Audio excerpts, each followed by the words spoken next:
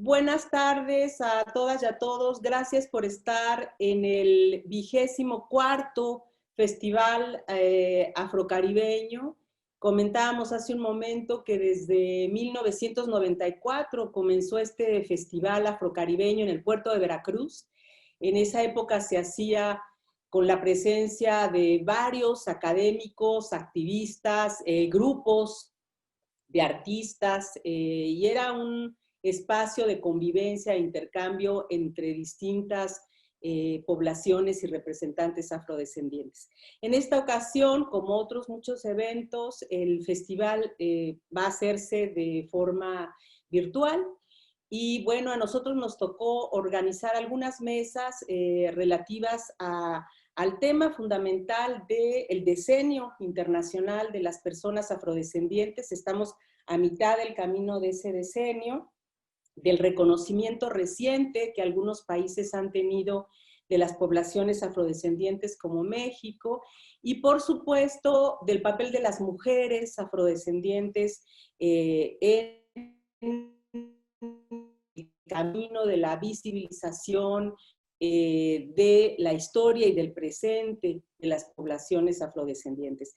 Entonces, me da muchísimo gusto que hayan aceptado estar con nosotros tres grandes mujeres de distintas generaciones y de distintas regiones. Está representado Colombia y México, Chile y Veracruz y México. Entonces, creo que estamos con un panel de lujo.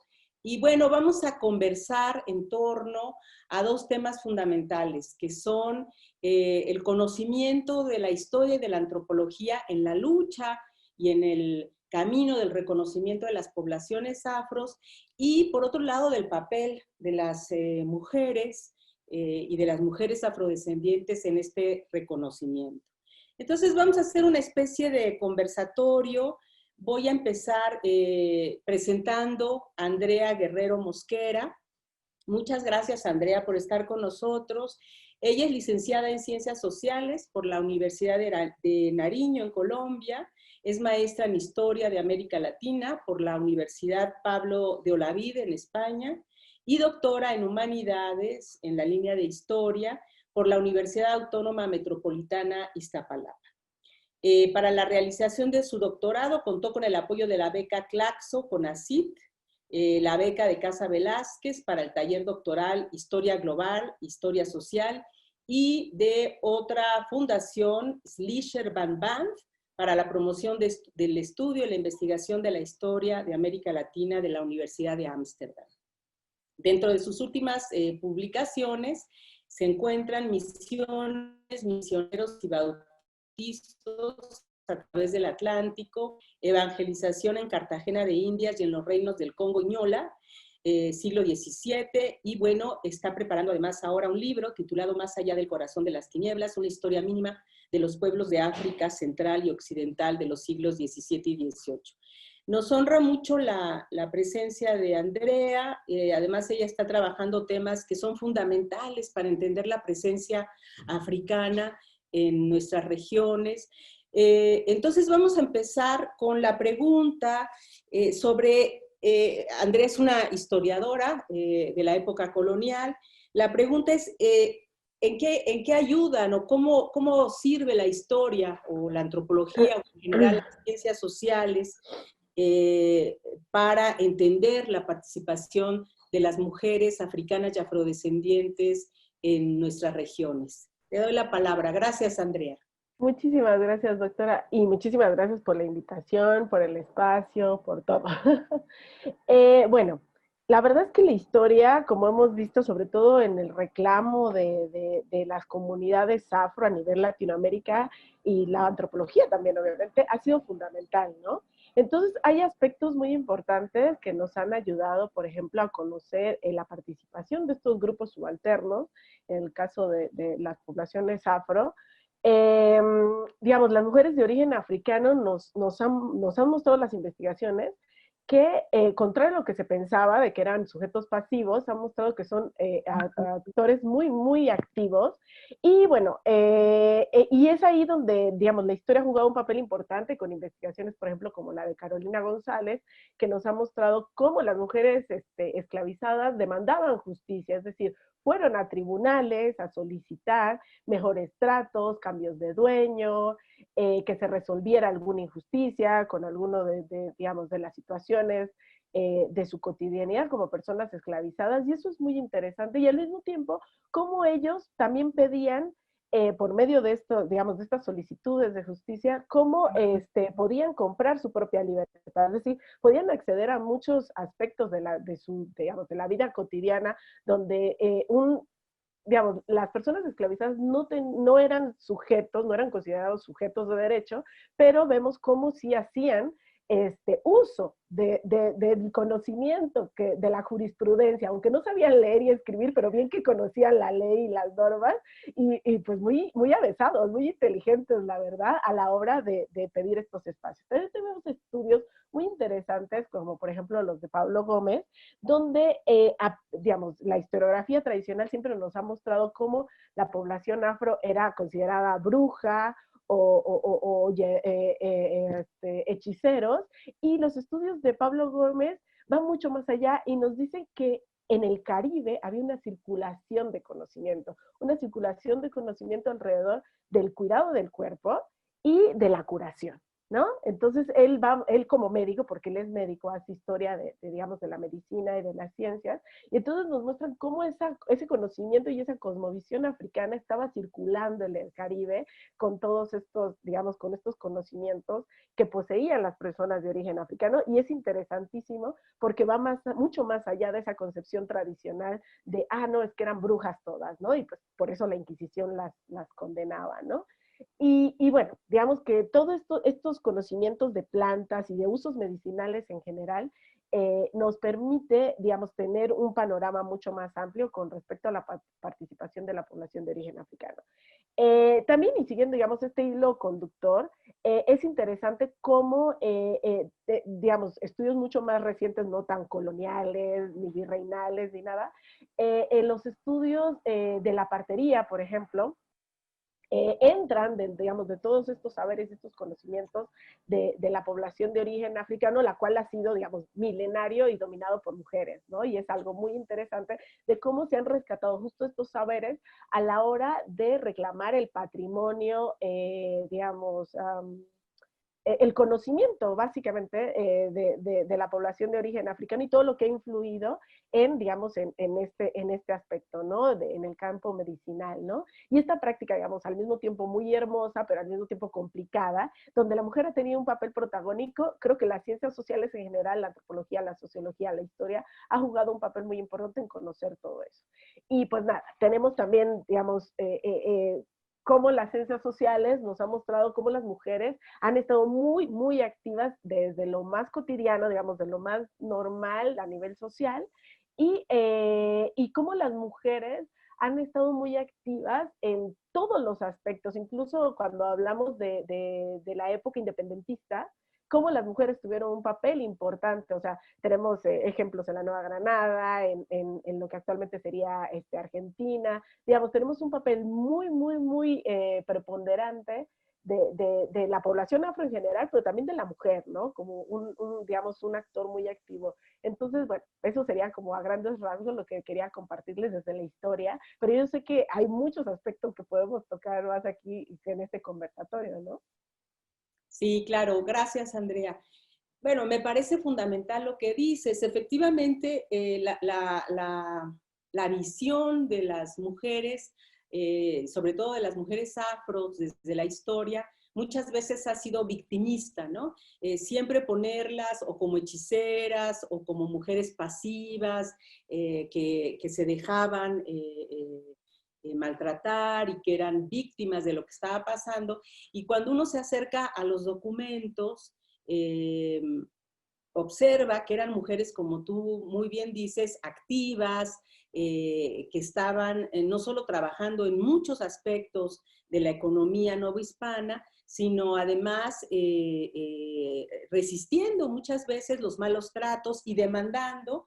Yo me encontré a una mujer, a Leonor, que demandaba al colegio, al convento de Valvanera en el siglo XVII, XVIII, ahorita no me acuerdo bien, y justo hace una denuncia porque está solicitando la libertad de su hijo, ¿no? Entonces hay temas muy importantes que nos hacen observar eso. Y justo con Carolina González, historiadora chilena, hicimos un libro justamente de mujeres de distintas partes, de distintas regiones, de distintos países, incluyendo Chile,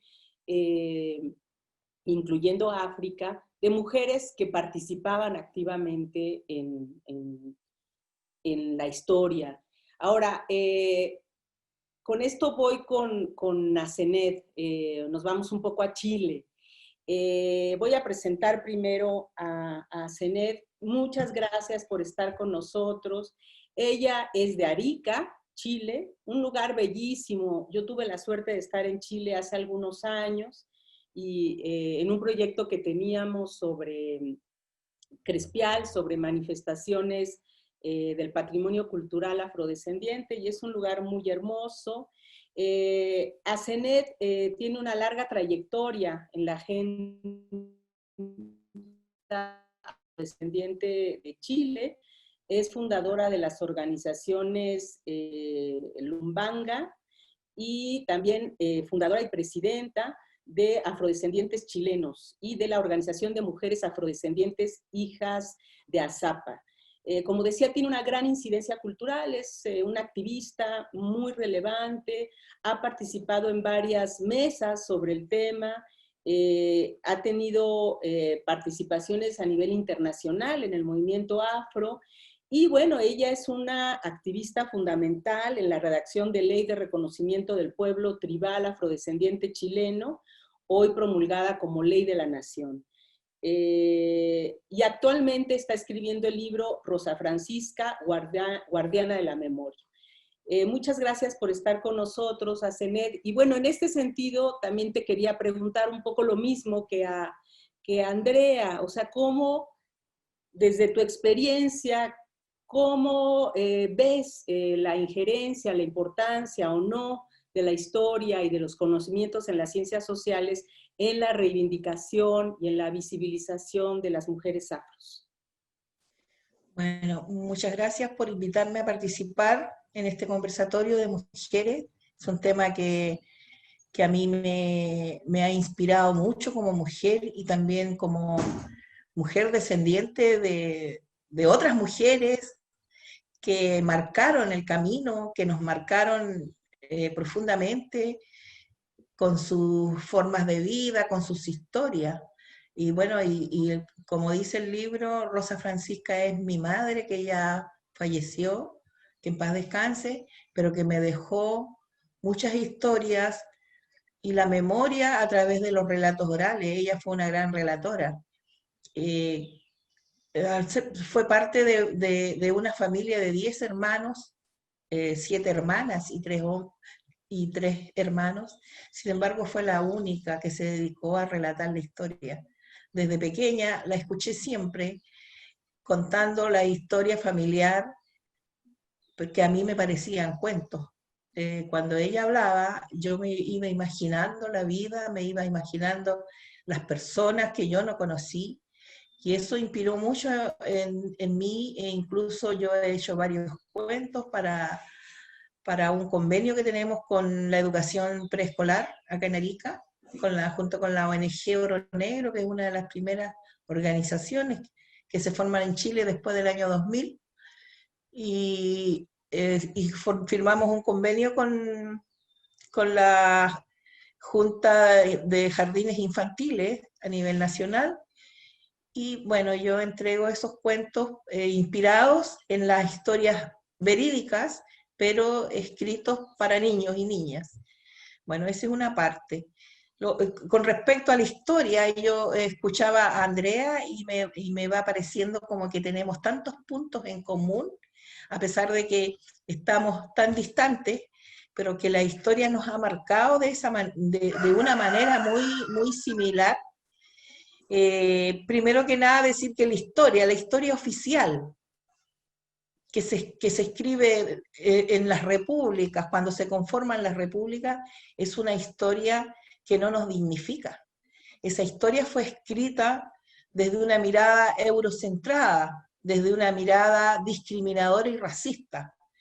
Y han sido entonces los historiadores de hoy por hoy que han ido recabando esa información y han ido resaltando los valores que han encontrado por ejemplo, como Carolina González, que es una historiadora chilena, ¿no?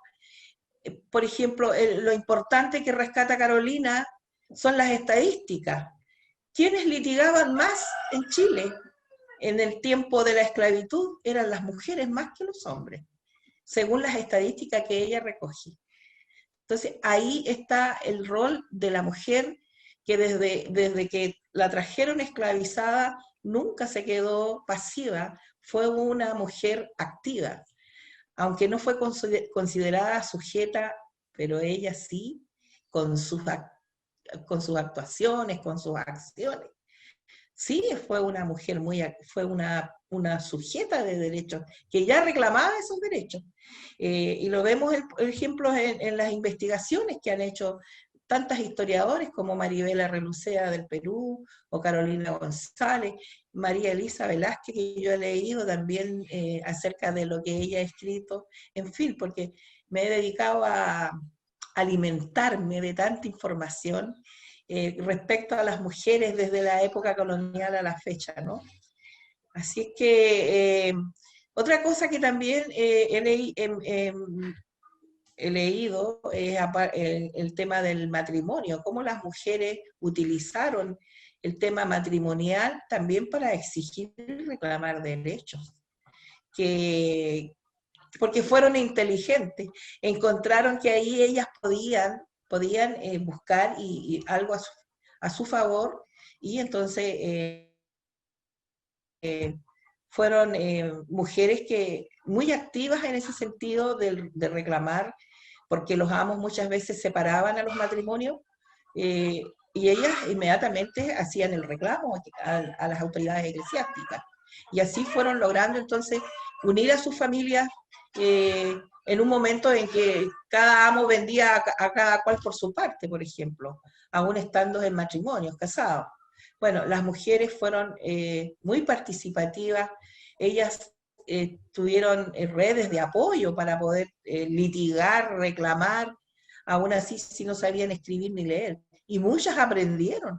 Muchas mujeres aprendieron a litigar y a reclamar directamente. Desgraciadamente la historia eso nunca lo puso en valor, sino ha sido hasta ahora, cuando ya comienza también el nacimiento de un movimiento afrodescendiente en Latinoamérica. Porque antiguamente a la mujer se le trataba como inferior, estereotipada, mujeres solamente que estaban para el trabajo doméstico o para el servicio de los amos cuando ellos la requerían, mujeres procreadoras de mano de obra esclava, en fin, la mujer fue muy inferiorizada por esa historia oficial, cuando digo que no nos dignifica la historia. Sin embargo, los historiadores contemporáneos han sabido investigar y buscar la importancia de las mujeres en la historia de los estados modernos y cómo han contribuido. Han contribuido no solamente, bueno, junto a los hombres, ¿no? A los hombres esclavizados. Contribuyeron a las economías, a la cultura, al patrimonio. Contribuyeron de diversas formas. Y hoy por hoy, entonces, hemos ido cada vez más encontrándonos con personas desde las ciencias sociales, la antropología, que han ido dignificando y resaltando el rol de las mujeres esclavizadas primero y luego mujeres afrodescendientes en toda América Latina y el Caribe. Muchas gracias, Asenet. Me parece bien importante lo que señalas. Yo empecé a hacer investigación hace pues ya muchos años, pero la primera vez que planteé mi tema de estudio en la UNAM, en la Universidad Nacional Autónoma de México, yo empecé a estar vinculada con la esclavitud porque me encontraba muchos archivos sobre esclavos, y también empecé a encontrarme muchas mujeres esclavizadas.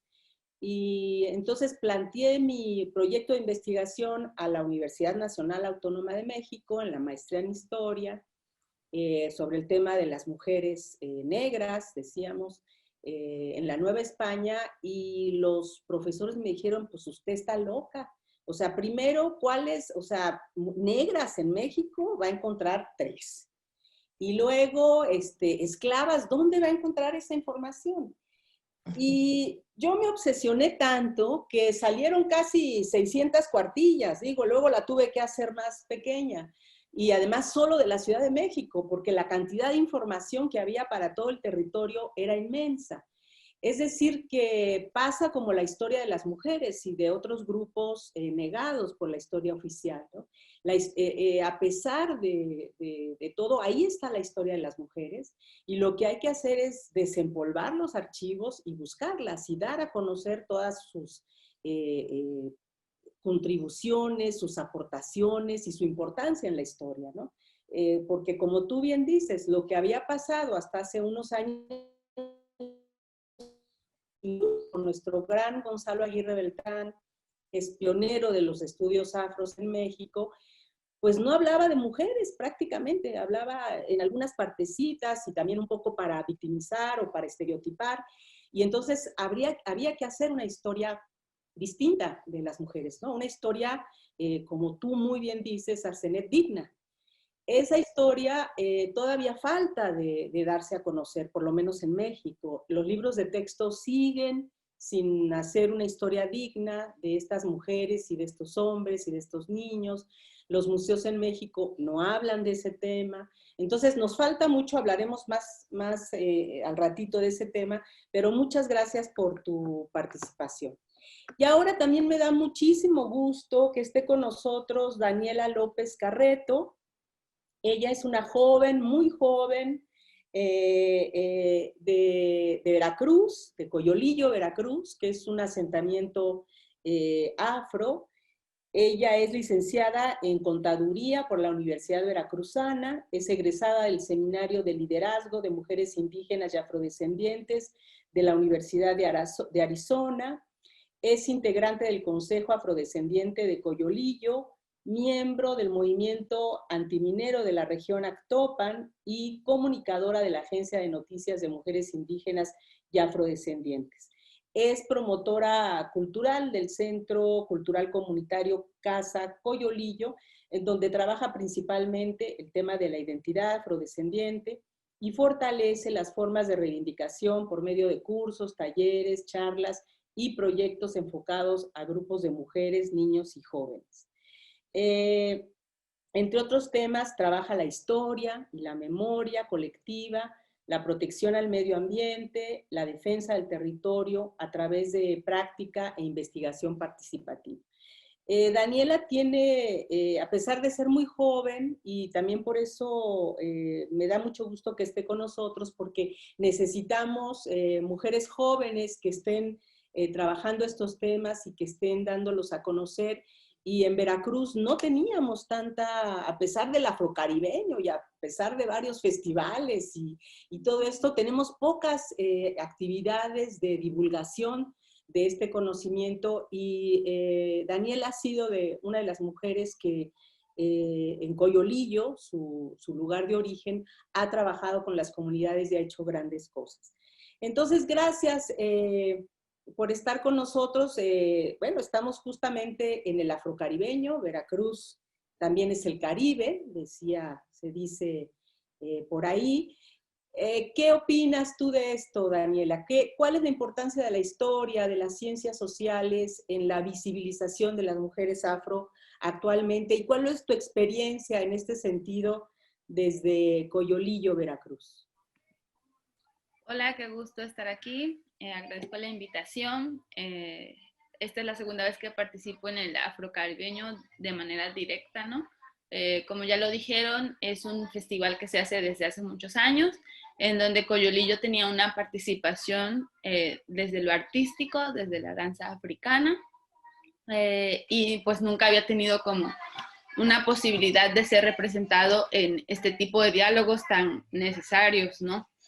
Y eso pues evidencia como que no muchas mujeres tenemos acceso a la información, a estas investigaciones. Respecto a la pregunta y mi experiencia, pues en primer lugar el libro que me encontré fue uno de la maestra María Elisa en la feria del libro en Jalapa.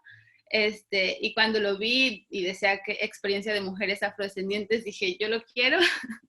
Fui por dinero al departamento y lo compré y lo empecé a leer y dije, wow, o sea, realmente no es tan fácil encontrar este tipo de lecturas.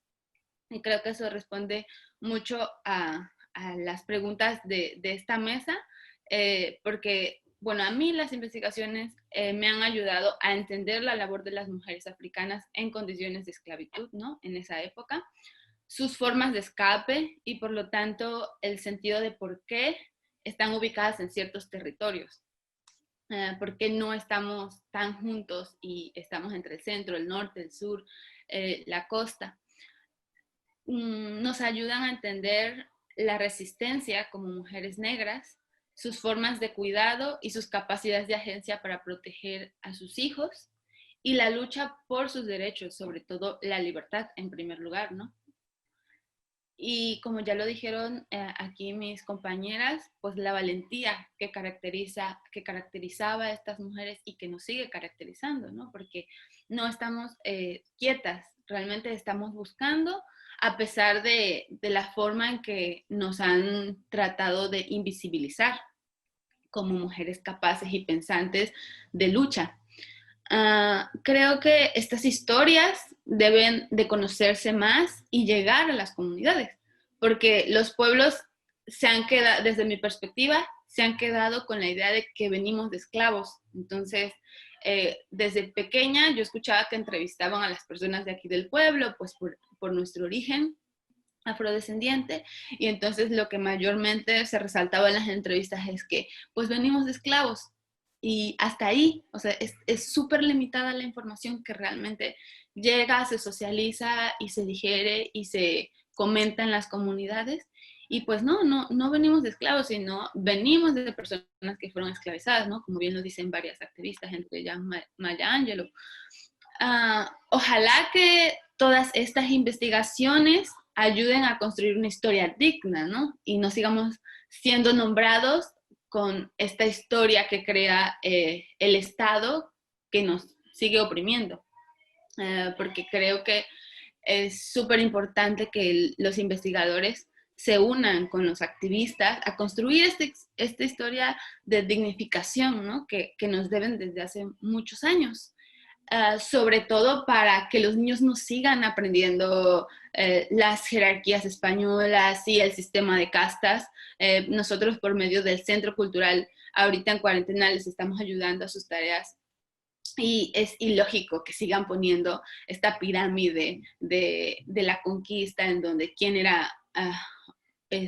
eran los superiores y los inferiores. O sea, eso está totalmente obsoleto. Y si existe todo este cúmulo de información, ¿cómo lo hacemos llegar a las comunidades? ¿Cómo nos empoderamos a través de esa valentía y de esa lucha que tenían las mujeres negras en un pasado? Porque el pasado es importante y no es bueno olvidarlo. Entonces hay que nutrir ese pasado, ¿no? No solo quedarnos en que eran mujeres en condiciones de esclavitud, sino que eran mujeres que estaban en la lucha, que estaban buscando la libertad a como diera lugar, ¿no? O sea, si ya habían sido raptadas de un continente, llegar a un territorio totalmente nuevo y diferente, creo que las investigaciones nos ayudan a entender que fueron mujeres con toda la capacidad de adaptarse y de luchar por una vida mejor, ¿no? Y por eso estamos en estos asentamientos, en estas montañas que nos permiten, pues, seguir buscando hacia dónde vamos, ¿no? Seguir en esta misión de lucha que sembraron nuestras ancestras, ¿no? Muchas gracias, Daniela. Sí, yo creo que también lo que tú dices es fundamental. Y tanto Andrea como Asened han hecho énfasis en dignificar la historia, ¿no? Y lo que decimos, una lucha que parece un poco absurda, porque estando las investigaciones actualizadas, o sea, mi libro salió en 2006, por ejemplo, ¿no? Sobre las mujeres en México, pues como que ya podría haber algunos avances traducidos en los libros de texto, en los museos, etcétera. Entonces, sí hay una falta de voluntad y un racismo de parte del Estado de no abrir esos canales de cambio, ¿no? Pero algo de lo que decías que me interesa mucho, y regreso con Andrea, es dignificar también la historia de África, porque como tú dices, siempre la referencia es, eran esclavos, y es muy grave esta referencia por la visión también que hay de la esclavitud, ¿no? Cuando hicimos el sitio de memoria, proclamamos el sitio de memoria en Cuaji, pues algunas personas estaban enojadas porque decían que lo que estábamos haciendo es irles a recordar que habían sido esclavos y esclavas, y que eso qué sentido tenía, ¿no? Y yo creo que parte de esta problemática es no conocer también de la historia. O sea, nuestro conocimiento sobre África es muy limitado, es muy estereotipado. Vemos las noticias y siempre África es el continente de las enfermedades, de la pobreza, de las guerras, de los conflictos. Y no se sabe en esta dignificación histórica, pues, quiénes eran los africanos. Primero que de ahí salió el Homo sapiens, pero además que había culturas, había reinos, había idiomas, entonces toda la sabiduría, todos los saberes del continente africano, además que era un continente diverso.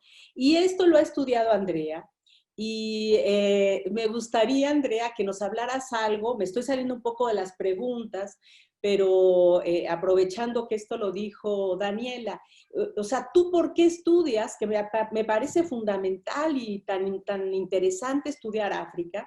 Estamos tan lejos muchas veces de ese conocimiento, ¿no? ¿Tú por qué estudias eso y en qué te ha servido para tu investigación histórica, Andrea? Ah, caray, aquí podemos hablar 2 horas sin parar. Miren, la razón es, digamos, es sencilla, ¿no? O sea, la respuesta simple es, pues mírenme, ¿no? Soy afro y resulta que un día me levanté y dije, ajá, ¿y yo de dónde vengo, no? O sea, ¿por qué soy así? ¿Por qué tenemos esta cultura en mi pueblo? Yo soy de un pueblo en Colombia que se llama Tumaco, un pueblo chiquitito donde el 99% de la población es afro. Entonces, digamos que es algo, digamos, evidente en el contexto que yo crecí. Y luego me fui a otras ciudades donde, digamos, la población es altamente mestiza o blanca. Y obviamente, pues, uno se pregunta por su identidad, porque cuando uno está con sus pares, creo que uno como que lo ve algo natural y normal. Pero cuando tú ves a la otredad, dices, ah, pero ¿por qué yo soy así? ¿Por qué hablo así? ¿Por qué como así? ¿Por qué me comporto así? ¿No? Entonces, estudiar África para mí, bueno, yo lo estudié desde un ámbito muy, muy religioso. Yo quería saber cómo evangelizaban a las personas en África y cómo esas personas llegaban a Cartagena de Indias, dado que Cartagena y Veracruz era uno de los puertos más importantes durante el siglo XVII. Yo solo me quedé en el siglo XVII. ¿Y por qué el siglo XVII? Porque resulta que esa es la cultura que nosotros heredamos.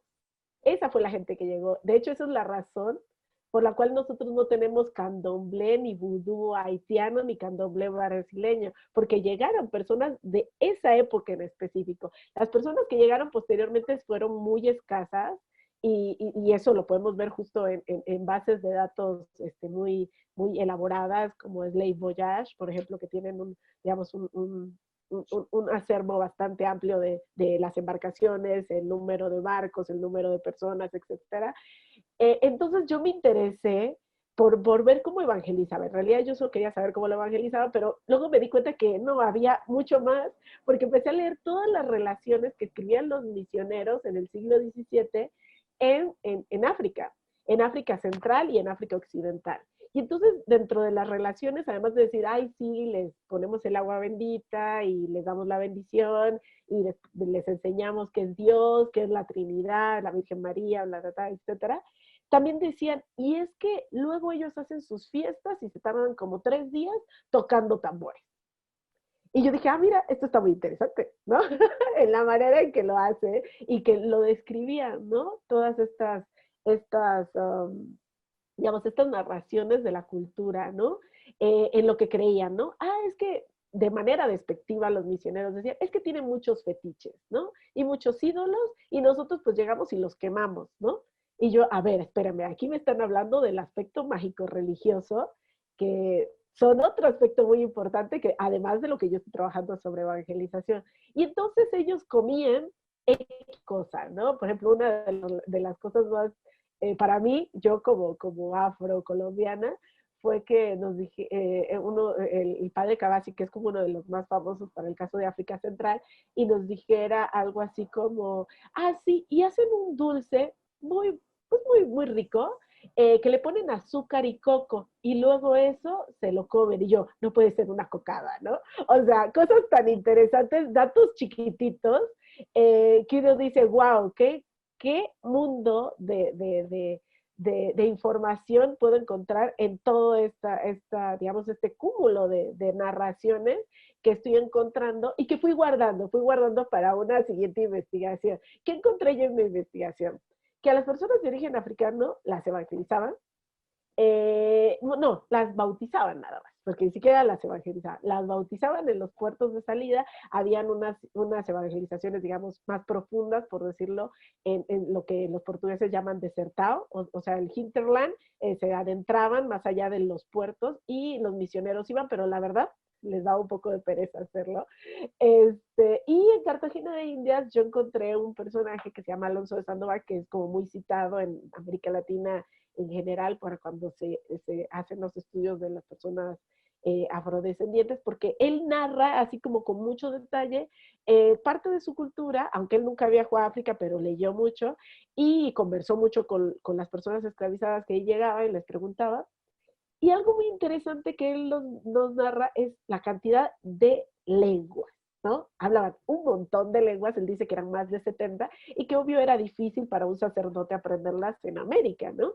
Entonces, ¿qué empezaron ellos? A usar intérpretes para poder evangelizar a las personas, o por lo menos enseñarle, digamos, los preceptos principales de la religión católica para poderlos bautizar, ¿no? Y digamos que en todo este cúmulo, dije, no, pues es que aquí es donde está mi ancestralidad, ¿no? Es aquí donde yo puedo encontrar todo eso que yo he estado buscando durante años, digamos, ese de dónde vengo yo, lo encontré justo ahí en estos personajes como Sandoval, que escribieron un montón, y también a mí me permitió ver, digamos, desde otra perspectiva y desde otras miradas, todo eso que se ha intentado negar como la herencia africana, ¿no? Y que ahí está, ¿no? Y que sigue, ¿no? Que ha pervivido a pesar de, digamos, de la negación, de la violencia, porque los misioneros fueron muy violentos con las personas de origen africano a la hora de extirpar sus cosmovisiones, ¿no? Y entonces, a pesar de toda esta violencia, de este querer borrar la ancestralidad, ahí está y la podemos ver. Y por otro lado, me gustó, digamos, dentro del medio de toda mi investigación preliminar, cuando estoy investigando esto de cómo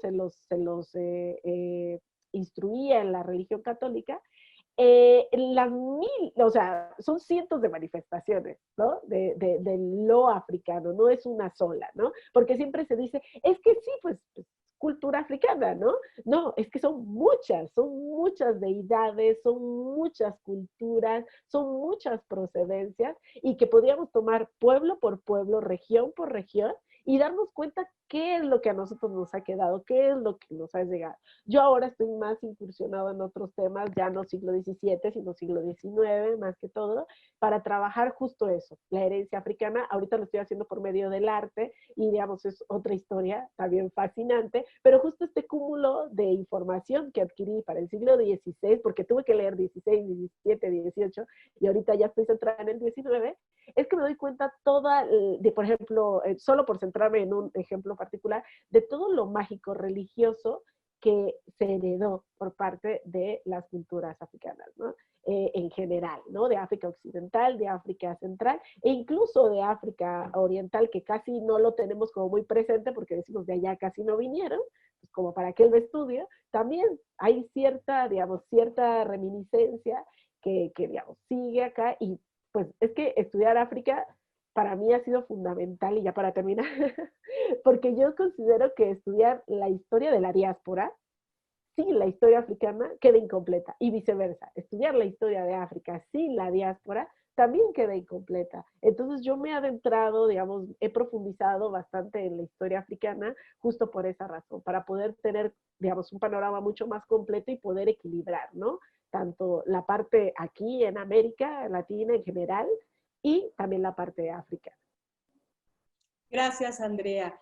Importantísimo, porque yo creo que oírlo y estar vinculado con lo africano es fundamental para entender quiénes eran estas personas y cuáles eran sus experiencias. Y me gusta mucho lo que dices, o sea, no es lo africano, es tantas culturas africanas, tantos idiomas, toda la complejidad que eso implica. Entonces también cuando decimos cultura negra, híjole, ¿no? Estamos dejando fuera tantas cosas, tanta riqueza, tanta complejidad, que sí hay que estudiar mucho África, y por eso me parece muy importante el trabajo que tú haces para, además para poder identificar y entender lo que es el patrimonio cultural en cada una de las regiones. Llegaran mandingos o que llegaran wolofs de África Occidental, a que llegaran después de los grupos bantús o que llegaran de África Oriental a través del Pacífico. Entonces, importantísimo esto de reconocer a África como un continente complejo, diverso, y quitarnos también los estereotipos, ¿no? De que lo africano es tambores, es baile, es cantar, porque también eso limita, y lo vemos mucho en las fuentes, y lo vemos en los medios de comunicación, siempre cuando hay que hablar de lo afro. ¿Y cuál es la herencia? O sea, en la música, en la danza, bueno, sí, pero hay otras muchas cosas que hay que analizar, de las toponimias, etc. Entonces, en este sentido, también quisiera preguntarle a Zenet, el caso de Chile es muy, muy interesante, porque también como México, pero quizá un poco más que México, ¿no? Siempre se dijo que en Chile no había población afro, y que sí, también como en México, que si habían unos 3 o 4 negros nada más que ya se habían disuelto. Esa es una de las palabras que les encanta, se disolvieron, ¿no? O se integraron o se disolvieron, como si se fueran. ¿Cómo ha sido en Chile, Zenet? ¿Cómo ha sido la lucha y la importancia de los pueblos afros, sobre todo de Arica, en visibilizar esta presencia? Bueno, ha sido doblemente una lucha que hemos llevado porque nosotros prevenimos de personas africanas esclavizadas, traídas entre los siglos XVI y XIX a esta región. Y luego, una vez ya siendo república, específicamente la República del Perú, sufrimos una segunda persecución, que fue en el periodo de la Guerra del Pacífico entre Chile, Perú y Bolivia, y se da en Chile, como gana la guerra Chile, se queda con Tacna y Arica. Y por lo tanto se entra un proceso de aculturación. Es la chilenización que fue tan cruenta y tan violenta como también lo fueron los momentos de los esclavizados. Aquí se persiguió y se desapareció gente, porque una de las estrategias del Estado chileno para quedarse con las provincias cautivas que le llamaban en ese tiempo, fue espantar, por decirlo en una forma muy, muy simple, a la población peruana que tenía el derecho a voto, pues con un plebiscito ciudadano se iba a dirimir a la pertenencia de estas dos ciudades. Chile, el Estado chileno, sabía que iba a perder, porque la gente era peruana, los ciudadanos y las personas que vivían acá, la mayoría descendientes de negros esclavizados, ellos iban a decir, obvio, el plebiscito se iba a inclinar la balanza a favor del Perú. Sin embargo, entonces hubo una estrategia de persecución, de una violencia extrema, se formaron las famosas ligas patrióticas, que eran grupos paramilitares amparados por el Estado chileno, que atacaban a las personas. A las personas les marcaban la puerta con una cruz negra de alquitrán. Cuando abrían la puerta esa familia, entonces veía una cruz en la puerta y ya sabían que estaban sentenciados. Así que fue también una época muy difícil para las personas descendientes de africanos asentados ya en esta región. Y fue también un periodo de un racismo, pero extremo. Se crearon y el tiraje de muchos ejemplares periodísticos, como el Corre y Vuela, de varios periódicos en que se editaban en el centro de Chile, ¿no? Donde la gente estaba más exacerbada, porque querían a toda costa el botín de guerra, que las zonas de Arica y Tacna pasaran definitivamente al Perú. Entonces al peruano se le identificaba como un negro, con la cara, los labios gruesos, o sea, así fue de difícil para la población afrodescendiente en esta región. Bueno, por la historia de mi madre que me contaba, ella, mi abuelito y su esposa y algunas de sus hijas que ella tenía, se fueron en un barco como asilados al Perú, que en esa época estaba de presidente Augusto de Leguía. Él los asiló a muchas familias que querían irse voluntarias, otras escaparon por los cerros, sobre todo los hombres, porque eran los hombres los que tenían que abandonar, bueno, y abusaban de las mujeres también. Así que fue una época muy difícil, o sea, saliendo del tema del estigma de la esclavitud, luego viene este otro proceso que tuvo que enfrentar. Entonces, aquí nosotros tuvimos una lucha muy grande, porque el Estado de Chile es un Estado que se construyó y toda su estructura, tanto estructura institucional como también la estructura social. El racismo está impregnado en cada de estas estructuras, así que era muy difícil entonces penetrar estas estructuras racistas, ¿no? Y la lucha se da desde el año 2000 en adelante, y es recién nosotros, por ahí por el 2014, es que también vamos a la academia, a la universidad, en este caso de Tarapacá, que es una universidad regional, y a reclamarle, bueno, ustedes hablan de ustedes como universidad, como academia, debieran de tomar el tema de los afrodescendientes, desde la esclavitud hasta ahora, como dice Andrea, porque la historia, si no, está incompleta. Y así entonces don Alberto Díaz, un historiador, comienza un trabajo que desemboca en un libro llamado Y llegaron con cadenas. Por otro lado, la Universidad de Humanismo Cristiano en Santiago, por redes que teníamos, llegamos a don Luis Campos, un antropólogo que incluso estuvo en México trabajando con las comunidades afrodescendientes. Así que por eso mismo, sabiendo eso, nosotros fuimos a buscar a don Luis Campos, que con mucha buena voluntad comenzó un trabajo, primero levantando historias de vida, y finalmente hace un trabajo de una investigación antropológica que nos ha dado el soporte para llegar al Estado y decirle, bueno, nosotros somos los descendientes de africanos esclavizados, traídos en los siglos tanto y tanto, no somos inventados, no nos inventamos una historia, porque así nos decían las autoridades de la época, cuando íbamos a hablar del tema de las estadísticas, de ser incluidos en los censos.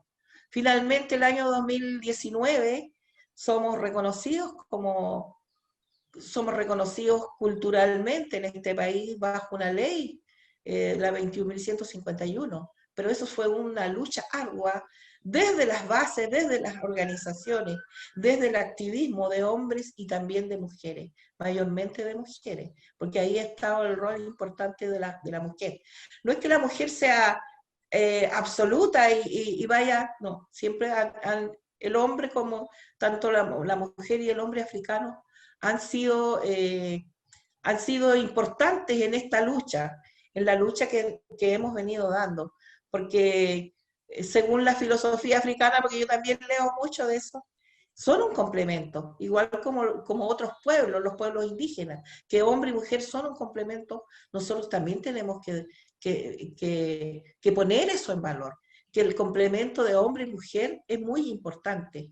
Aunque las mujeres somos mayoría, pero no menos importante son el rol de los varones que acompañan la lucha, que se integran también y que gracias a eso hemos llegado a ser en este país un pueblo reconocido. Somos la única etnia, por decir, reconocida como pueblo en este país, puesto que los indígenas no fueron reconocidos como pueblo. Ellos, si bien es cierto, tienen una ley, pero son reconocidos como etnias. Y nuestra lucha fue tan importante que llegamos a ese reconocimiento.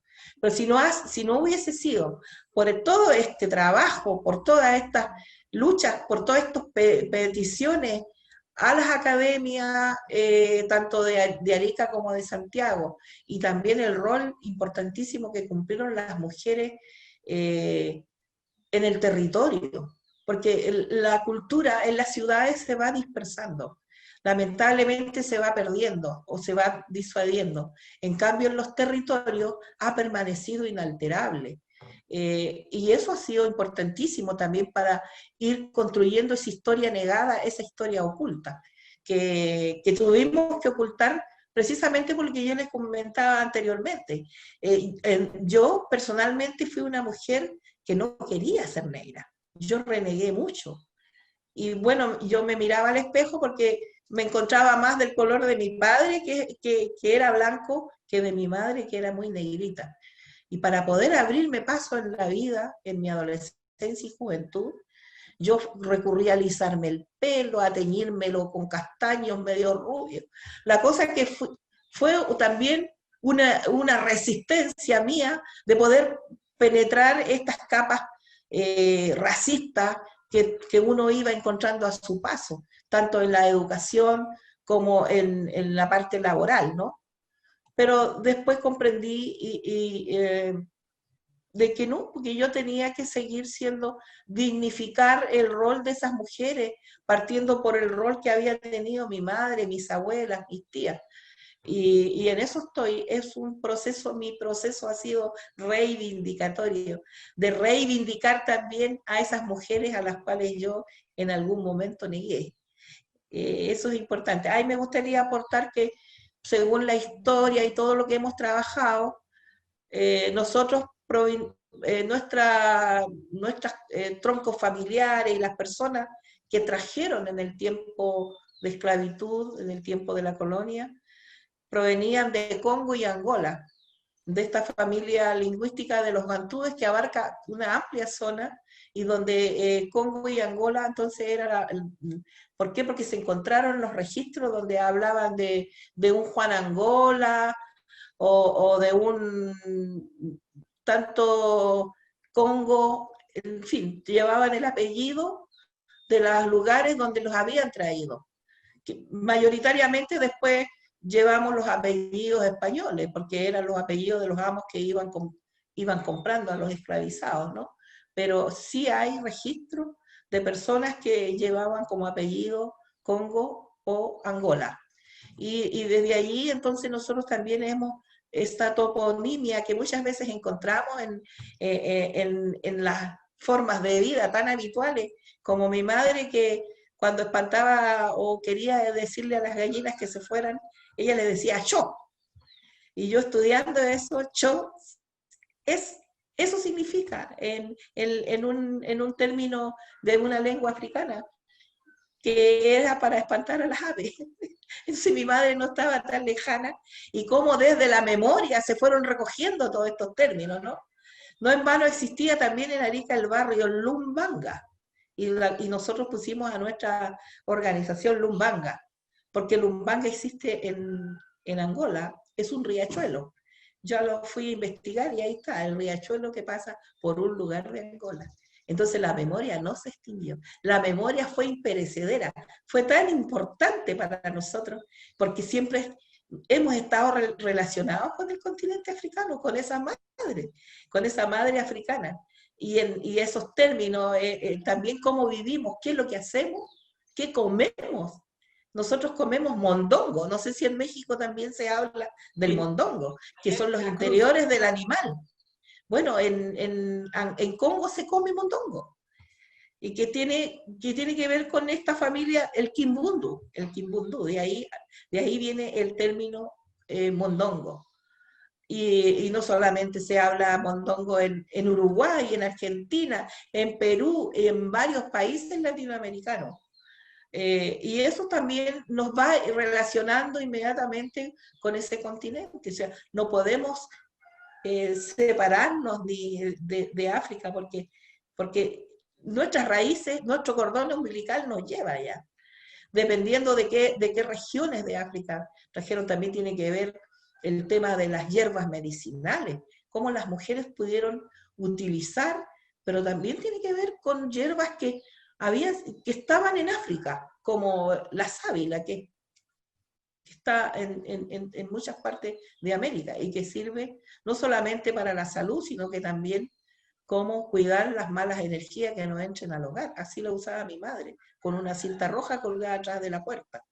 Y también tenían una gran espiritualidad. Las mujeres de esta región, sobre todo de la parte rural, tenían la ruta religiosa. De Perú, el Señor de Locumba, luego el santo patrono San Miguel de Azapa, y terminaban con la Virgen del Rosario de las Peñas, pero no porque eran católicas, era porque ellas también de alguna manera sentían que había una forma que habían heredado, y podían ver a sus deidades o a su ancestralidad, su espiritualidad reflejada en esa ruta religiosa.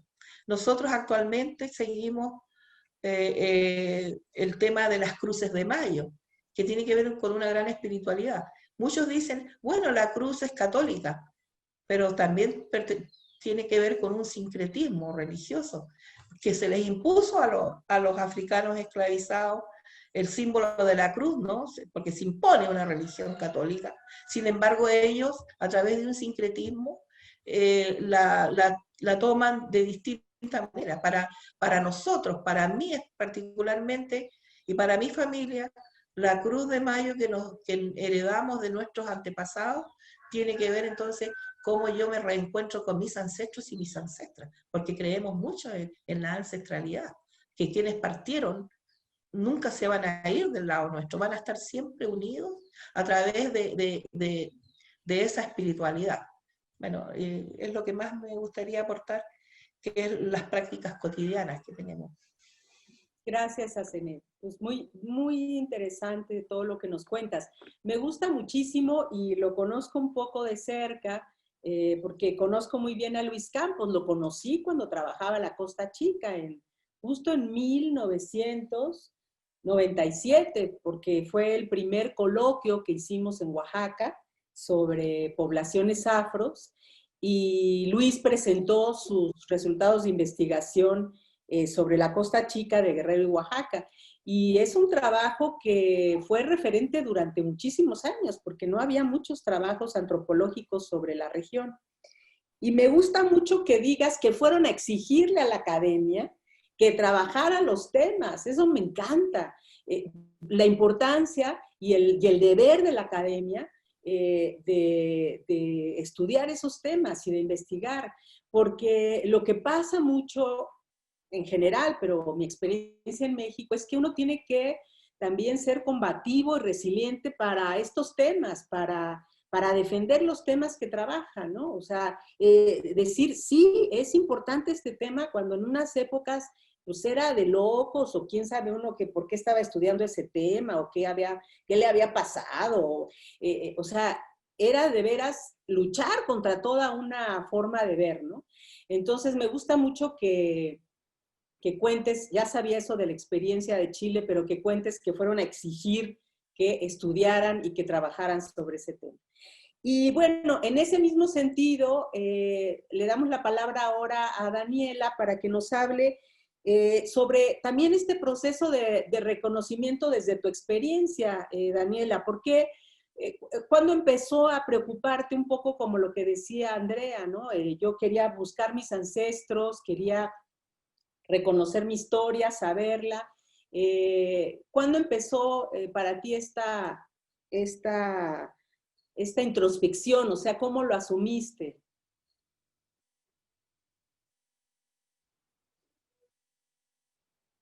Bueno, pues la búsqueda empezó sobre todo cuando conocí a gente del movimiento afromexicano.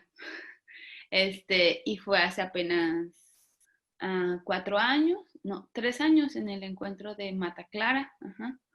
Que yo no pude ir y ahora sí, yo estaba en la virtualidad, ¿no?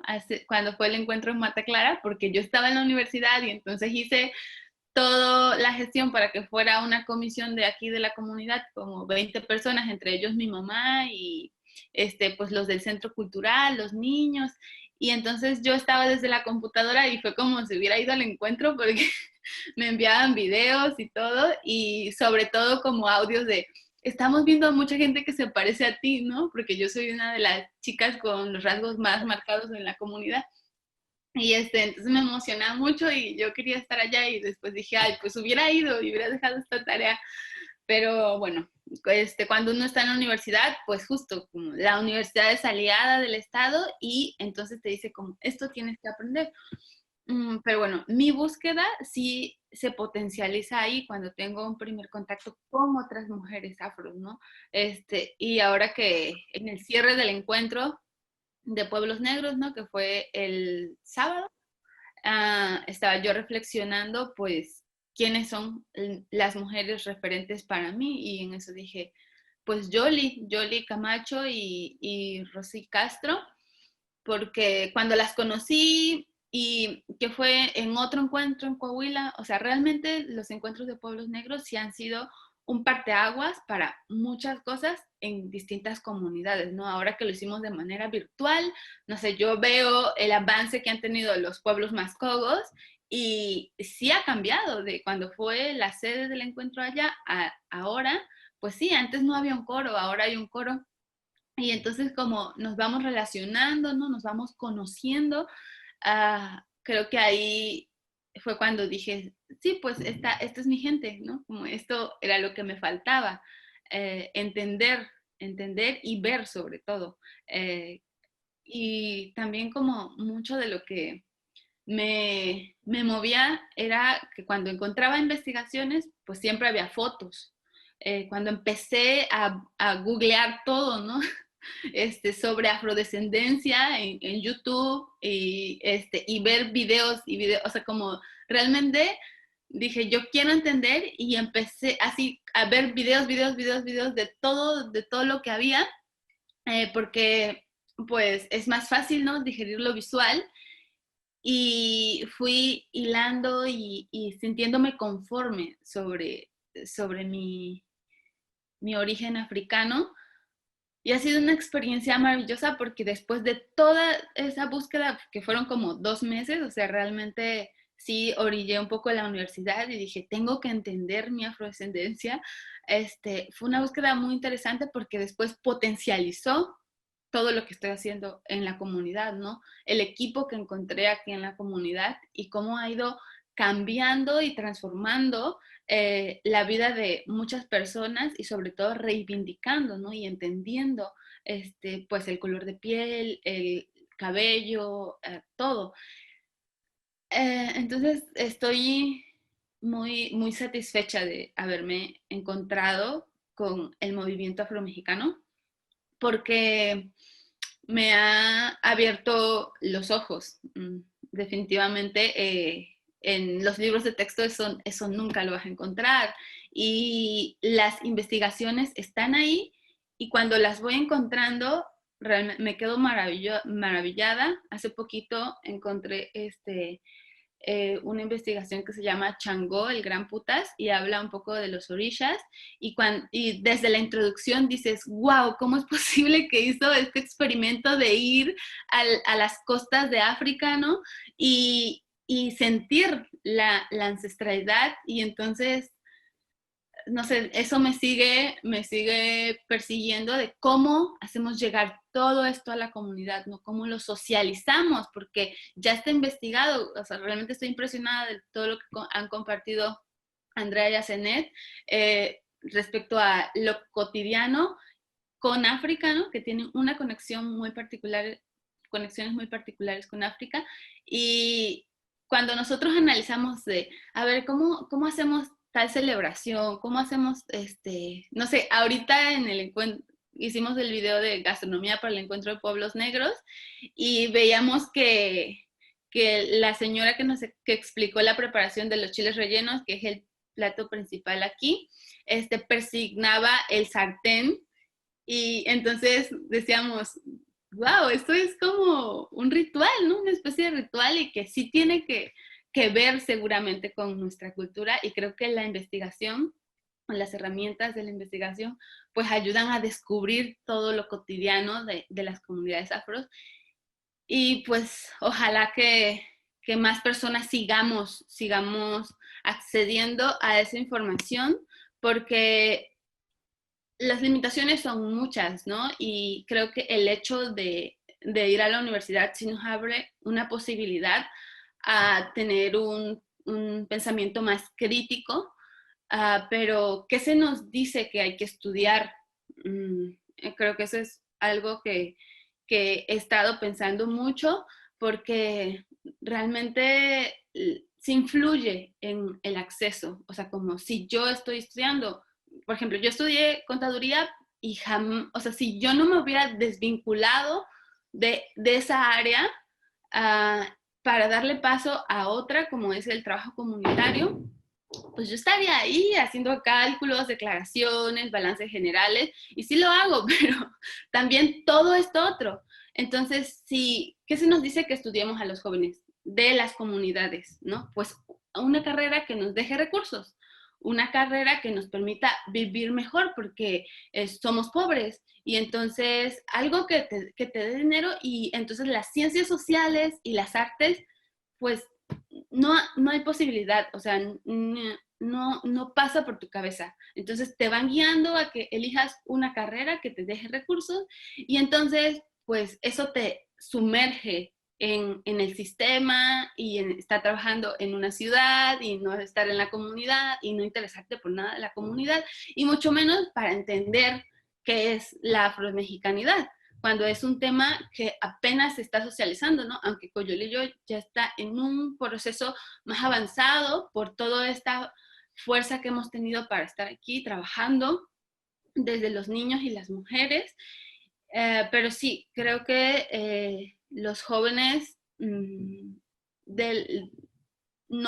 llegan a la universidad, o si llegan a una carrera, pues a carreras más cuadradas, y que tampoco están diciendo, bueno, estoy estudiando esto y lo voy a enfocar hacia lo comunitario o hacia la afrodescendencia, porque sí cabe esa posibilidad, o sea, realmente esa fue mi conexión, mi primera conexión con la comunidad, como desde mi carrera aporto a la comunidad.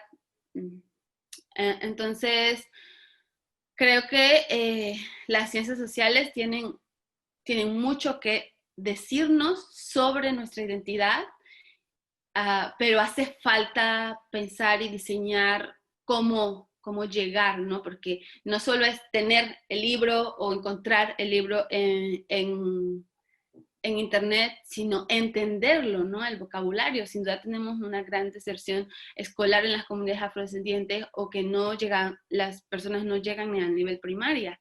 Entonces, pues mucho trabajo que hacer, y sin duda nosotros, los que pues podemos tener mayor acceso, pues empezar a llevar la información de una manera sencilla, de una manera interesante, que siga contribuyendo en esa búsqueda de identidad, como nos ha pasado a cada una de nosotras, ¿no?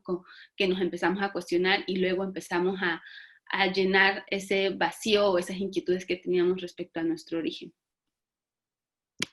Gracias, Daniela. Bueno, también muy importante, sobre todo esta vinculación entre la investigación y la divulgación. Yo creo que es fundamental encontrar canales, encontrar vías y también exigencias. Por eso digo que me gusta mucho la experiencia de Chile, lo que nos mencionaba Zenet. O sea, no quedarnos esperando, sino exigir que los libros de texto cambien, con cartas, con citas, ¿no? Nosotros hemos hecho una larga demanda en ese sentido, pero se necesita más fuerza del movimiento afromexicano para exigir que eso cambie, ¿no? Entonces yo creo que en esta última ronda ya estamos un poco por terminar nuestra mesa, pero en esta última ronda yo les pediría que habláramos justo de eso, de cuáles serían los retos para, por un lado, pasar de la investigación académica a la divulgación, sobre todo de la participación de las mujeres, como cuáles son los retos para tener más presente la agenda de las mujeres afros, ¿no? Y con eso nos vamos a ir despidiendo. Estamos por cerrar esta mesa que ha sido maravillosa y yo he aprendido por lo menos mucho. También quizá en esta última reflexión pensar un poco lo de racismo, o sea, las mujeres afros enfrentan estas discriminaciones distintas, ¿verdad? Ser mujer, ser afro, estar en una generación como la de Daniela, es una generación muy complicada, no hay muchas ofertas de trabajo, muchas posibilidades, incluso para la investigación. Entonces, también, ¿cómo vemos estos retos? Yo sé que es un tema muy amplio, pero en pocas palabras quisiéramos oír sus opiniones. Gracias, Andrea, te damos la palabra.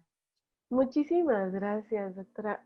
Bueno, yo quiero detenerme antes de responder puntualmente a la pregunta, porque 2 veces lo dice Daniela, de cómo hay muchas investigaciones y por qué eso que la academia ha producido tanto en Colombia, en Chile, en Cuba, en México, en todos lados, en Argentina, en Perú, ¿por qué no aterriza en los libros de textos? ¿Por qué la comunidad no lo entiende? ¿Por qué la comunidad de, qué sé yo, San Basilio de Palenque, de la Costa Chica en México, digamos, en diferentes puntos de América Latina, ¿por qué desconocemos nuestra propia historia, nuestros pueblos, ¿no?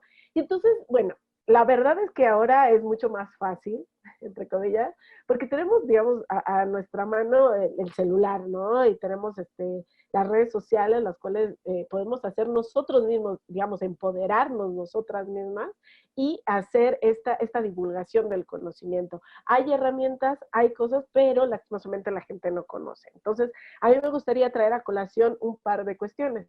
La primera, hay un cuento, un libro de cuentos que se llama Valerosas, que fue escrito en francés por Penélope Bourgu. Y ella hace, bueno, y hay otro que se llama African Meninas, que es sobre el liderazgo femenino en el continente africano, que ese sí fue escrito en español, que es de Caro Monet Miranda. Estos dos textos, el uno en francés, que ya fue traducido al español como Valerosas, y el otro escrito en español concretamente, nos muestra un montón. El primero nos habla digamos, de mujeres de todo tipo, y en especial, por ejemplo, la reina Musinga, una reina muy importante durante el siglo XVII, en el caso de África Central, que luchó en contra de la imposición portuguesa, ¿no? Entonces, conocer la historia de esta mujer tan importante, una reina empoderada, que como decían las descripciones, es que posee una inteligencia, una rara inteligencia. Era para decir que era una mujer extremadamente inteligente y empoderada. No era cualquier mujer, no era así como que, ay, ahí nos encontramos una reina que está sentadita. No, era una mujer guerrera, ¿no? Entonces, este tipo de narrativas, de cuentos que nos permiten llevársela a los niños, que eso yo creo que es muy importante, que los niños sepan y se vean representados, niños y niñas, se ven representados en personas reales, no en un cuento de ficción, un superhéroe, Superman o Wonder Woman o cualquiera de estos, sino una mujer real, una mujer real que sí existió y que, digamos, hay una historia fascinante alrededor de ella. Y bueno, y además de esto, por ejemplo, en el libro de África en Meninas, hay 29 mujeres más que resalta. Es decir, no es solo una mujer, digamos, el caso de la reina Musinga es como el más conocido, digamos, dentro de la historiografía africanista, pero tenemos muchas más representantes que podemos resaltar y me encanta, y en diferentes aspectos, digamos, también en épocas contemporáneas, como mujeres científicas, astronautas y demás, todo eso es muy importante que llegue a la comunidad. Entonces yo quería resaltar, digamos, estos dos cuentos. También hay un cuento muy, muy interesante, por ejemplo, para el caso de Colombia, escrito por el investigador Rafael Díaz de la Universidad Javeriana, que retoma un poco también estas historias. Él, con un documento de archivo, escribió un cuento para niños. Entonces, mi propuesta o mi solicitud es que la academia, así como hace sus artículos, sus papers, sus libros muy importantes, también puede incursionar algunos, obviamente no todos, tenemos esa pluma tan prolífica y tan bonita para escribir para niños, pero los que pueden y están en su mano, yo creo que sí se pueden acercar a las comunidades y que la gente conozca su historia, ¿no? Que la gente sepa cuál es su historia, las comunidades afrodescendientes a nivel de toda América Latina. Bueno, contestando la pregunta, ahora sí voy a centrar la pregunta, bueno, para mí es una pregunta muy difícil de contestar porque son muchas aristas, muchas cosas que se podrían tratar, pero bueno, me voy a centrar en unos puntos muy importantes.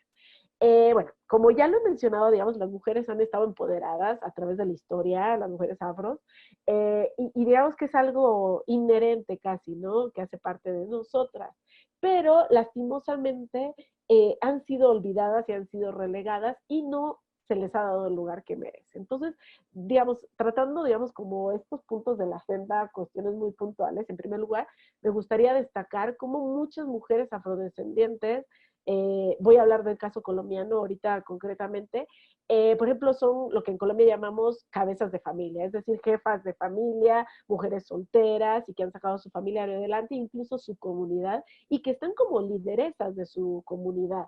Pero lo que pasa con estas mujeres que aunque están empoderadas y tratan de, digamos, de sacar proyectos adelante dentro de su comunidad, también están en una alta situación de vulnerabilidad, ¿no?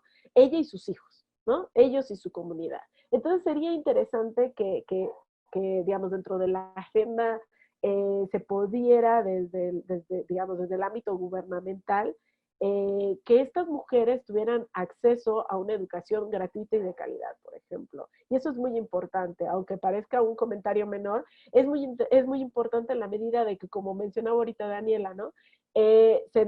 Las personas que usualmente de los pueblos afro son poblaciones vulnerables y a las cuales se les dice que deben de estudiar ingeniería de sistemas o cosas para generar ingresos, ¿no? Como si eso fuera garantía, pero bueno, no lo es, pero sí es interesante que las personas puedan tener acceso a esta educación y puedan formarse para ellos, para su familia y para su comunidad. Yo creo que eso es algo muy interesante.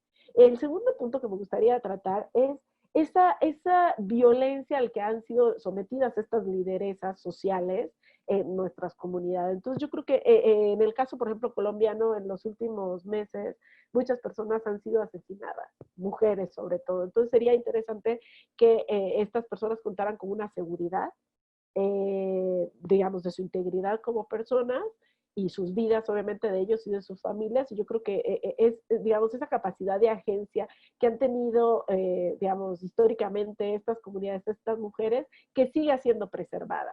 Porque de una u otra forma, bueno, tenemos, digamos, personajes muy relevantes como Francia Márquez y demás, que han resaltado, digamos, en los últimos años dentro de la esfera pública, pero tenemos otras personas que tal vez no han sido tan conocidas y que merecen tener este respaldo por parte de la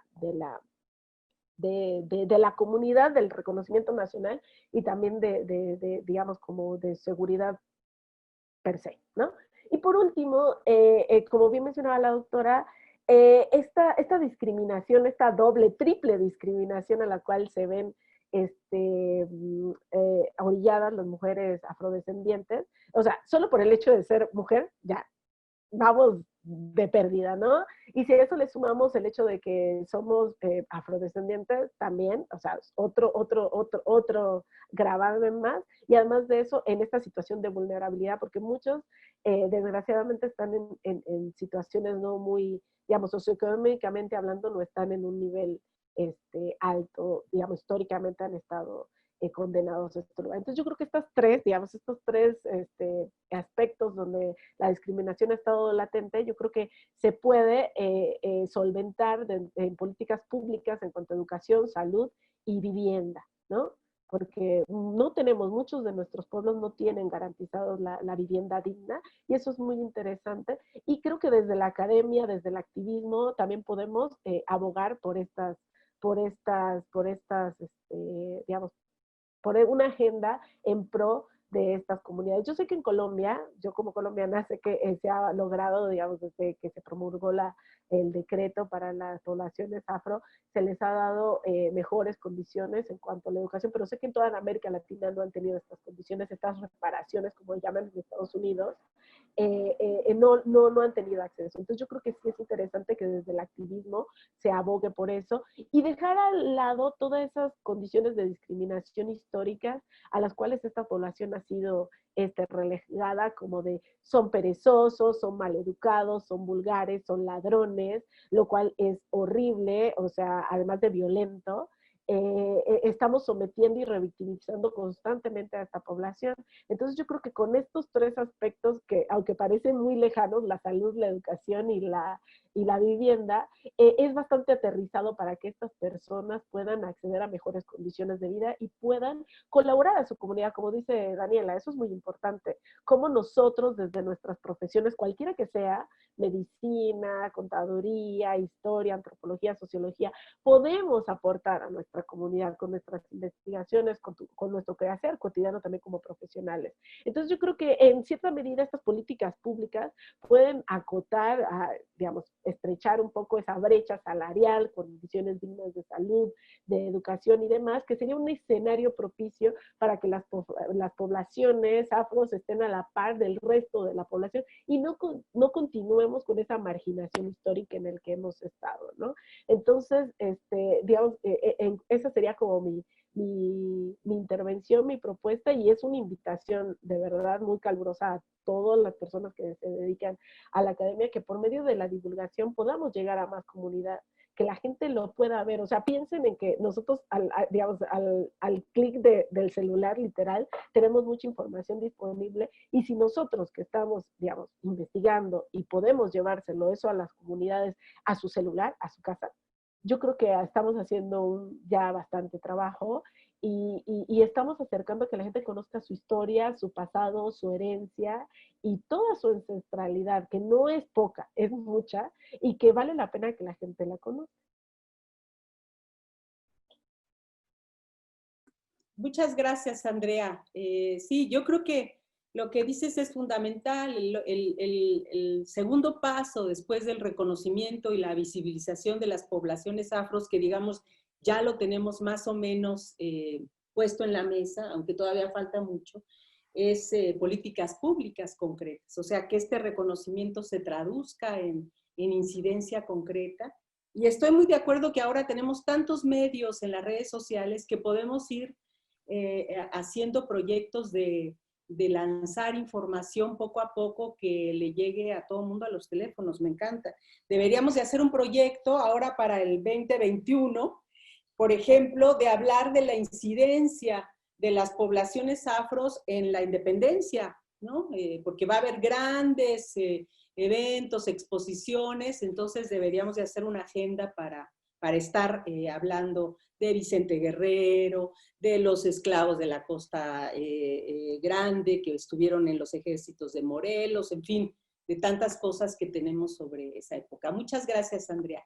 Le damos la palabra a Zenet para que vayamos cerrando. Gracias a Zenet. Bueno, sí, interesante escuchando a Andrea. Hay que atacar, digo yo, por muchos lados, introducir la temática, no solamente como política pública, también nosotras somos las llamadas a trabajar, a visibilizar nuestras agendas y poner en valor el rol histórico de las mujeres, como ha sido en toda América Latina y el Caribe, sobre todo de las mujeres negras esclavizadas y luego mujeres afrodescendientes. Nosotras acá en Chile, como bien decía, tenemos una ley en cuyo artículo, en uno de sus artículos, dice que el Estado debiera de introducir la historia en la currícula escolar, la historia de los afrodescendientes, pero no la historia oficial, sino que la historia mirada desde todo este recorrido que hemos hecho como personas descendientes de esclavizados y esclavizadas, y que arrastramos entonces todo este racismo y esta discriminación. Y cómo poner que la ciudadanía, la sociedad, desde la educación más temprana hasta la educación superior, entonces que sea obligatorio introducir en todos estos ámbitos la historia nuestra, para que se respete también, para que se respete al otro y a la otra, que ha estado en una situación inferior, para que los niños se acostumbren a mirar al otro con respeto y a valorar la cultura igual como se valora la de ellos. Por otro lado, nosotras las mujeres, yo estuve en Estados Unidos el año 2017 y me quedé muy impresionada sobre un libro muy grande, con un material muy como en papel cuché, muy ordenadito, que decía, el título decía I Dream a World, sueño un mundo. Eran retratos de mujeres afroamericanas, pasando por la Rosa Parks, ¿cómo se llama esta activista que todavía está, que ya se me va? Angela Davis, mujeres profesionales del cine, de las ciencias sociales, científicas, en fin, una infinidad de mujeres que están siendo valoradas y siendo un aporte a la sociedad americana.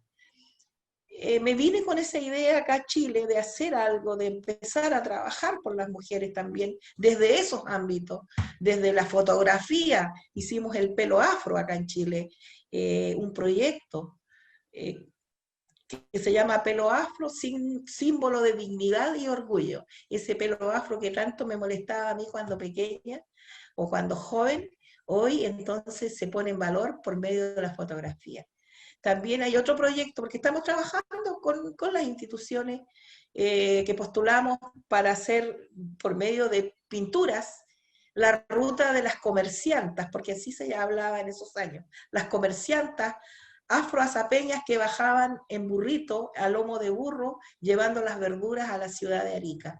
Y es muy linda esa historia, porque en todo el recorrido que esas mujeres dieron en una década, fueron artífices de las economías de su familia y también de las comunidades, y aparte de eso, nos fueron entregando valores, principios, en fin, es una historia muy hermosa que la vamos a llevar a la pintura, ya se está en 2 o 3 meses más tenemos la exposición. Estamos dando clases en los colegios sobre ese trabajo. En fin, estamos trabajando arduamente, sobre todo para relevar el rol de las mujeres.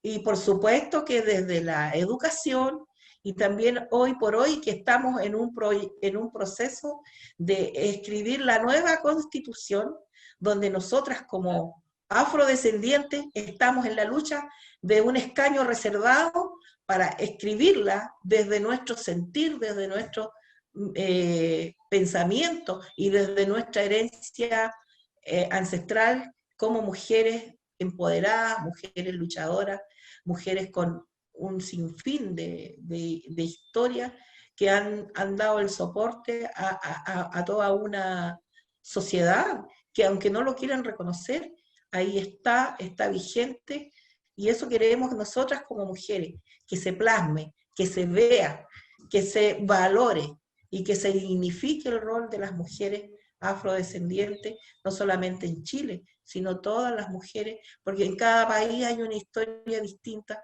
Las mujeres enfrentamos las historias de otras maneras, como Colombia, por ejemplo, como decía Andrea, donde las mujeres están en un constante peligro, ¿no? Por ser mujeres activistas, por donde hay guerrillas y todo eso. Entonces hay problemáticas que se enfrentan en los territorios, que son distintas, pero no menos peligrosas y menos dolorosas también para las comunidades y para las familias, porque finalmente somos las mujeres las que hemos hecho cabeza en esas familias. Si bien es cierto, los compañeros han sido también importantes, como vuelvo a repetir, pero hemos sido las mujeres las que hemos estado a la cabeza de las familias, y eso tiene que ver con un enfoque matrilineal, no matriarcal, pero sí matrilineal, donde las mujeres han estado siempre, y ahí está la historia de las comerciantes, que digo yo, porque donde en un siglo, el siglo XX, a mediados del siglo XX, cuando las mujeres estaban relegadas a lo doméstico, ¿ah? Y los hombres tendrían que haber hecho ese trabajo, fueron ellas las que las tomaron y se dieron toda esta ruta tediosa, sacrificada, pero lo hicieron. Y eso tiene un valor muy importante, cómo demuestran las mujeres lo esforzadas que fueron, que han sido, y eso no tiene nada más que ver con una herencia que nos dejaron las mujeres esclavizadas africanas. Muchas gracias, Aceret. Pues Daniela, igual te doy la palabra para que cerremos. ¿Cuáles son los retos? ¿Cómo visibilizamos más la agenda de las mujeres? Bueno, me gustaría hablar un poquito también de los avances. Y creo que el primer avance es que ya nos conocemos varias mujeres, hablando de las mujeres afromexicanas, ¿no?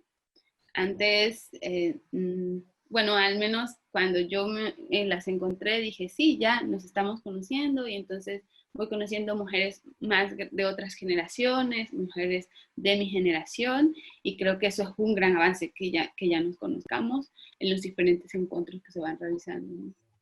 Que existen asociaciones civiles lideradas por mujeres, ¿no? Mujeres afromexicanas, que habemos mujeres jóvenes afrodescendientes interesadas en la lucha por los derechos y el desarrollo de nuestras comunidades, pensando, construyendo el desarrollo, no pensándolo desde lo eurocéntrico, y que existen encuentros de mujeres afrodescendientes en diferentes partes de América Latina. Creo que esos avances son muy importantes para empoderarnos y seguir persiguiendo o cubriendo las necesidades que vamos teniendo. Los retos, creo que hay que seguir fortaleciendo esas redes de lucha sin perdernos nuevamente, ¿no?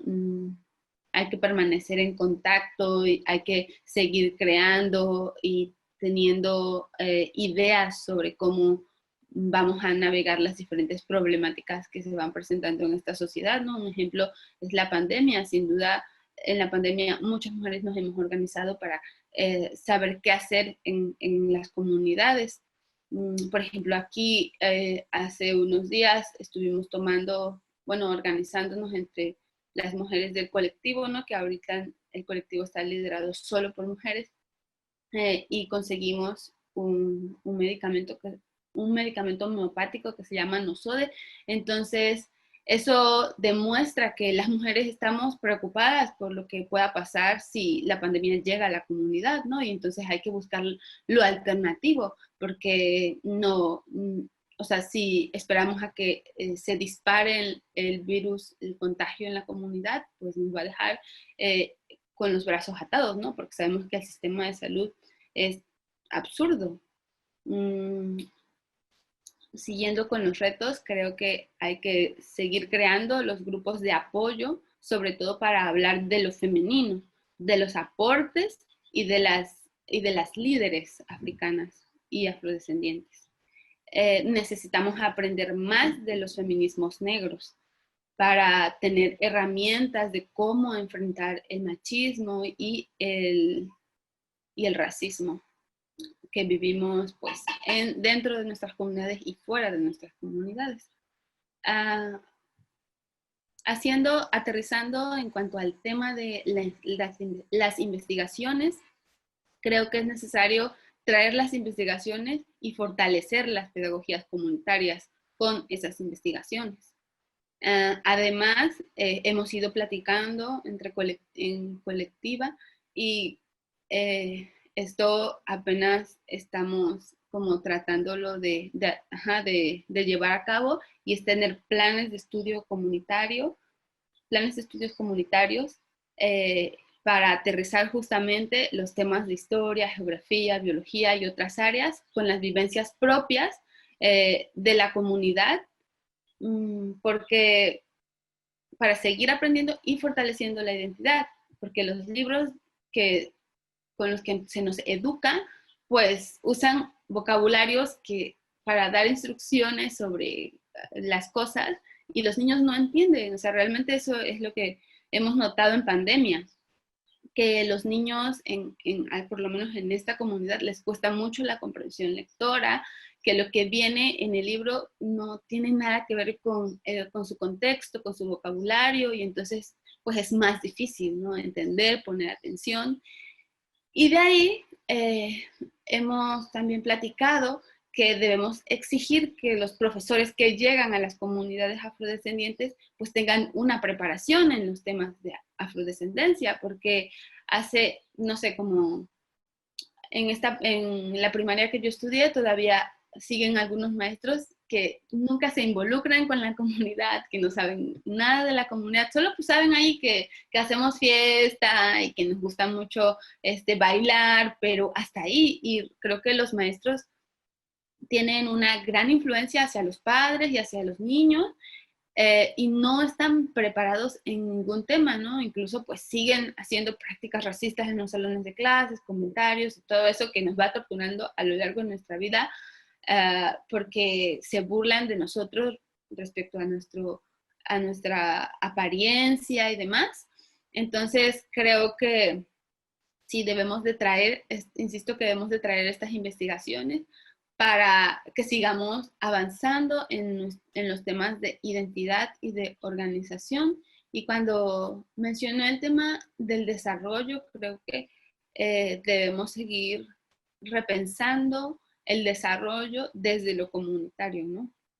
Que no sé cómo, a mí me inquieta mucho cuando en los discursos o otros activistas incluso dicen como, sí, que pavimenten las calles, que eso siento que es más como algo de campañas políticas, ¿no? Cosas, promesas partidistas, pero que a veces, no sé si por distracción, algunos artistas terminan diciendo como, sí, el desarrollo y pavimentación y alumbrado público, y luego pienso como, a mí me gustaría realmente ver mi comunidad pavimentada en un futuro, toda pavimentada. No, definitivamente no. O sea, sí debemos de aterrizar qué es el desarrollo que merecemos para nuestras comunidades, y creo que ahí es en donde las mujeres tendríamos que tener la participación y nuestra voz debe de contar para pensar en el desarrollo y en el aprendizaje de nuestras futuras generaciones, ¿no? De las mujeres que están ahí con nosotros y de las que vienen. Gracias, Daniela. Pues no me resta sino agradecerles mucho a las tres, a Andrea, a Zenet, a Daniela, que hayan aceptado estar en esta mesa, que hayan compartido con nosotros pues todos sus conocimientos, sus experiencias. Quiero agradecer a Gabriela Iturralde, que estuvo ayudándonos y organizando estas mesas. También, por supuesto, a la gente del IBEC y al afrocaribeño que se realiza en esta ocasión de manera virtual. Estaba recordando que creo que yo fui al primer afrocaribeño, que fue en 1994, y participé con una pequeñita ponencia sobre mujeres negras en la Nueva España. Y bueno, me da mucho gusto que pasando ya casi 3 décadas de eso, estemos ya hablando las mujeres afrodescendientes de sus historias, de sus experiencias, haciendo sus propias investigaciones y que podamos tener justo en el afrocaribeño una mesa tan representativa en generaciones, en regiones, de la que tanto he aprendido. Entonces, muchas gracias por estar con nosotros, gracias al IBEC, gracias al afrocaribeño, y pues seguimos en contacto. Tenemos muchos retos y mucho trabajo que hacer, pero pues como ustedes bien han dicho, pues no nos cansamos, eso sí, pese a la edad y pese a los obstáculos, no nos cansamos. Entonces, gracias a las tres y pues seguimos en contacto. Muchas gracias. Un gusto. Adiós. Hasta luego. Gracias. Un gusto. Gracias. Muchísimas gracias. Nos vemos. Nos vemos.